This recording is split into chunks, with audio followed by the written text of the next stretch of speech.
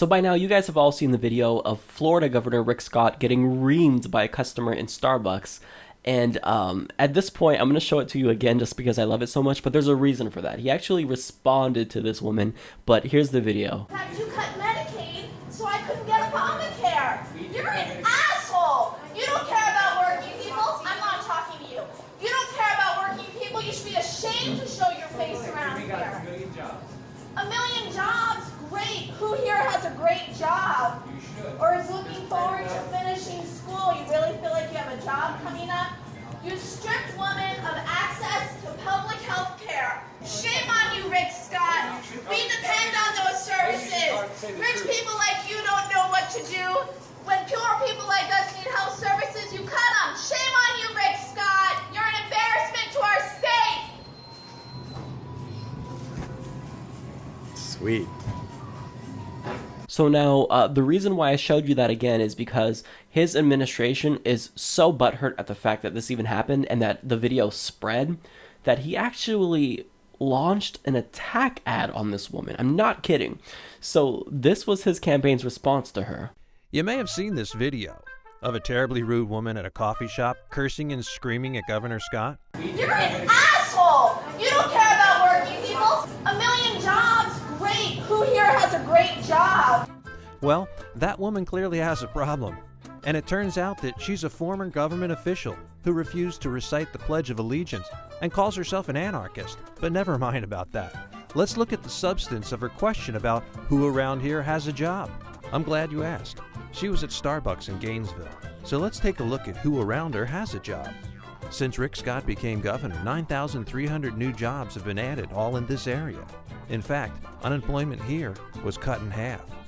A million jobs? Great. Who here has a great job? Well, almost everybody, except those who are sitting around coffee shops, demanding public assistance, surfing the internet, and cursing at customers who come in. I don't know how to describe that as anything other than a fail. Like, here's what he did. He tried to edit the video in order to take it out of context. But we've all seen the video. We have the context. So how could you do that and not be embarrassed with yourself? He cut out her main complaint. She said, you cut Medicare, you're an asshole. But all he did was he included the little bit where she said you're an asshole. And then she talked about jobs. Great, who has jobs? We already know that her main complaint was his inability to provide citizens of Florida with adequate health care because he doesn't want to accept the Obamacare Medicaid expansion and whatnot. But we see the context, dude. You can't do this. You can't completely change the context of the video and argue against something that she wasn't even arguing for. All that you did was you took one little bit that she was responding to that you said randomly about, oh, well, there's a million jobs. That's not what her contention was. You completely changed the discussion as if we didn't get to see the original video. But dude, we saw the original video.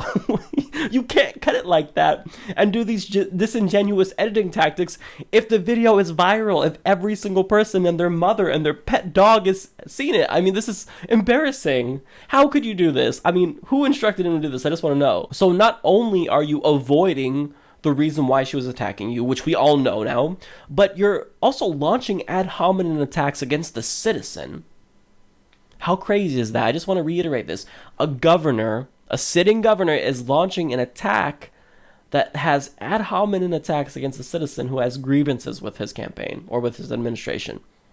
That's so ridiculous. So first and foremost, he criticized her for not wanting to recite the Pledge of Allegiance. Okay, so what? And also because she's an anarchist. Okay, so she's the weird one for allegedly not wanting to be indoctrinated into some old nationalistic ritual. That makes her weird, really? Doesn't it make you weird for actually getting mad about something like that? And furthermore, the title of the video is Latte Liberal Gets an Earful. What does that even mean? What's a latte liberal? I've heard this before too. This is the thing that conservatives do that actually they think they're being clever. I don't know what that means. Because it rolls off the tongue, you think that it's clever? It's not clever at all. Are you implying that conservatives don't drink lattes or that they don't drink coffee? Because you're in Starbucks buying a coffee and you're going to call her a latte liberal. Can we call you a coffee conservative? I mean, come on. This is so embarrassing. And the best part that I love is that, like all good videos, when they're going so well, you can see that he disabled comments and disabled the likes on his official YouTube page, so that way, he can't take any more criticism, because, he's just so feeble that he can't even take a citizen criticizing him. He actually has to launch an attack against this woman who's powerless. She's just a random citizen, and he's got to attack her. That's how feeble he is, and how much he can't take criticism. Why are you even in public office? You're gonna get people who criticize you, who call you out, especially if you're as bad as a governor as you are. You're corrupt. Everyone knows you're corrupt. You should be in jail right now, so you're lucky that you're a sitting governor.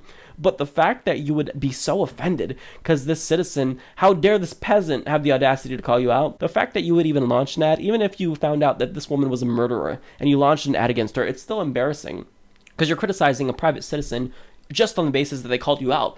But you don't even do anything to help your case. You completely avoided the reason why she called you out, which is about healthcare, and you use ad hominem attacks against her. This is surely going to go down in history as one of the most cringeworthy things a governor has ever done.